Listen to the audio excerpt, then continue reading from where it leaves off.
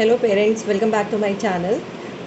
आज की वीडियो की शुरुआत करने से पहले मैं आपसे रिक्वेस्ट करना चाहूँगी कि अगर आपको मेरा वीडियो पसंद आता है तो प्लीज़ मेरे चैनल को लाइक कीजिए, शेयर कीजिए, सब्सक्राइब कीजिए।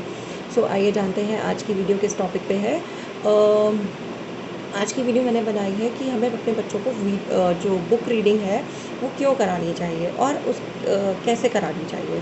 सो जो एक छोटा सा बच्चा होता है, जो इन्फेंट होता है, वो उस बहुत ही एक्सप्रेसिव होने लगता है। जैसे जैसे वो बड़ा होता है वो एक्सप्रेसिव होता चला जाता है और वो चीज़ों को पॉइंट करता है, एक्सप्रेशन देता है। जैसे हम अगर उनको बोलते हैं वो उसमें एक्सप्रेशन देता है और उनको वो जो साउंड ऑफ लैंग्वेज है वो बहुत ही अच्छी लगती है।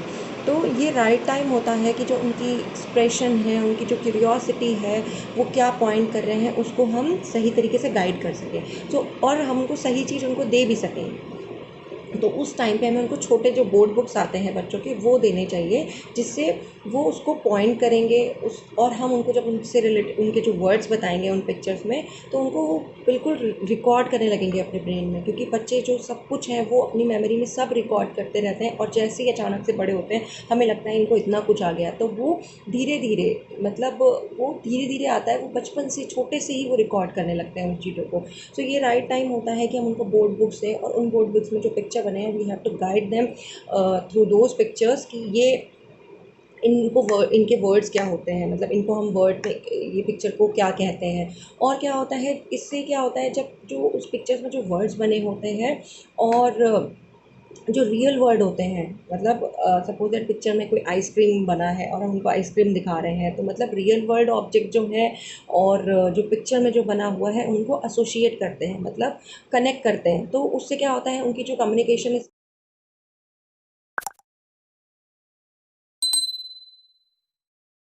की जो लैंग्वेज होती है वो भी इम्प्रूव होती है। Means they learn the importance of language also, कि कैसे कम्युनिकेट करना है। क्योंकि कम्युनिकेट वो तब कर पाएंगे जब वो उस चीज़ को सुन पाएंगे। तो जब छोटा बच्चा होता है तो हमें भी डॉक्टर जैसे बच्चे की अगर लैंग्वेज डिले होती है तो डॉक्टर यही बोलते हैं you should talk with them, मतलब आप उनके साथ बात करिए।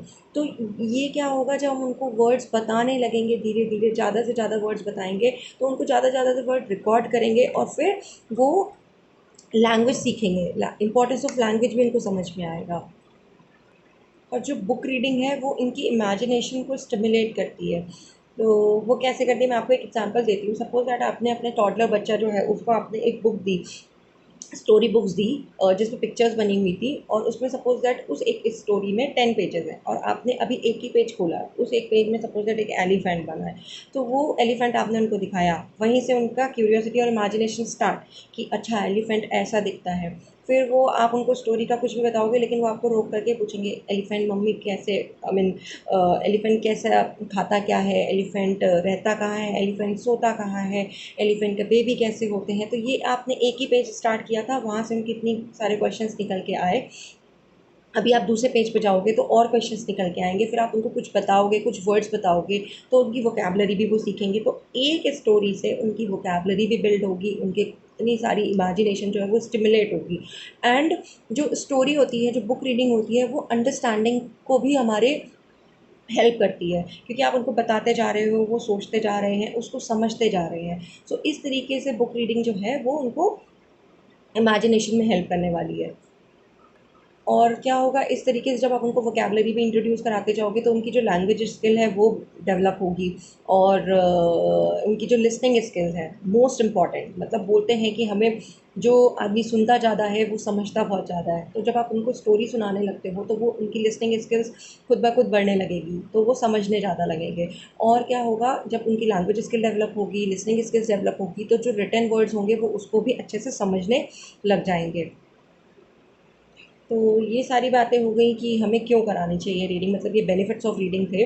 अब हम बात करते हैं कि हम रीडिंग को स्टार्ट कैसे करें। छोटे बच्चे, अगर आपके घर में छोटा बच्चा है तो बेस्ट टाइम है कि आपको ज़्यादा एफर्ट्स डालने ही नहीं है। क्योंकि आप उनको मतलब you are in the process कि आप जो सिखाना चाहोगे वो सीख जाएंगे। तो आप उनको बोर्ड बुक से इंट्रोड्यूस करिए और उनको स्टार्ट कर दीजिए रीडिंग कराना। कैसे? आप सपोज दैट उन 5-10 बुक मार्केट से लेके आए और उन 5-10 बुक्स में से भी आपको धीरे धीरे जब आप लाते रहोगे बुक्स, तो उनका इंटरेस्ट बिल्ड हो, आपको समझ में आने लगेगा कि उनको किस टाइप की स्टोरीज पसंद है। जैसे मेरा बेटा है तो स्टार्टिंग में क्या होता था, मैं 10 बुक लेके आई तो 10 में से उसको कभी 5 पसंद आई, कभी 2 पसंद आई, कभी 1 पसंद आई और कभी बिल्कुल भी नहीं पसंद आई।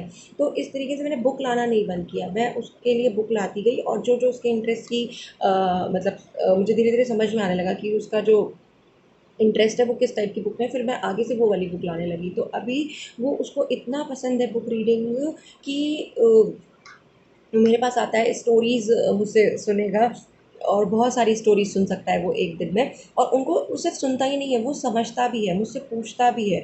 तो इससे उसकी लैंग्वेज बहुत अच्छी हो गई है, उसकी वोकेबलरी बहुत अच्छी हो गई है और वो इंटरप्रेट करना बहुत अच्छा सीख गया। और ये ओवर द नाइट नहीं हुआ है, क्योंकि छोटे से ही, बहुत छोटे से, मतलब 2 साल से ही अच्छे से जो इंटरप्रिटेशन होता है अपने लेवल का वो करने लग गया है, वो भी because of this book reading.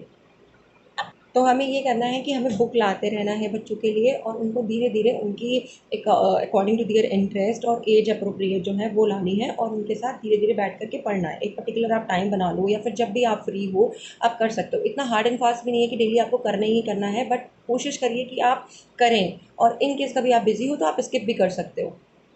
तो ये हो गया आपका इनिशिएट करने का तरीका। फिर क्या करना है हमें, जब आप जैसे जैसे उनका इंटरेस्ट बिल्ड होता जाएगा आप एक्सपीरियंस करोगे कि बच्चा आपके पास 2 या 3 तरीके की जो स्टोरीज़ हैं वो आपके पास बार बार आ रहा है वही स्टोरी सुनने के लिए। तो हम मतलब for us being a parent is like very boring कि बार बार वही स्टोरी सुनाओ, but we have to be patient. क्योंकि क्या होता है जब वो बार बार रेपिटेटिव स्टोरी सुनने आते हैं तो उस स्टोरी में उनका इंटरेस्ट होता है और प्लस उनकी इमोशनल नीड्स होती हैं जो हमें थोड़े टाइम में समझ में आने लगेंगी। तो हमें थोड़ा सा पेशेंट रहना पड़ेगा ताकि उनका जो रीडिंग में इंटरेस्ट डेवलप हुआ है वो बना रहे। और हमें क्या करना है, जो हम we have to talk about the stories in our conversation. जैसे हम कुछ बातें करते हैं अपने बच्चों से, सपोज दैट हम कुछ काम कर रहे हैं किचन में और हम बात कर रहे हैं, बच्चा खेल रहा है, अचानक से उसको याद आया, so he started talking about the stories. तो हमें क्या करना है, उसको मोटिवेट करना है कि चलो ओके बात करते हैं स्टोरीज़ के बारे में जो कल हमने रात में तुमको सुनाई थी, उसके बारे में बात करते हैं। तो वो क्या होगा, वो सपोज दैट आपने कोई स्टोरी सुनाई तो उसके बारे में या तो वो आपसे क्वेश्चन पूछेगा या फिर वो आपको कुछ बताएगा।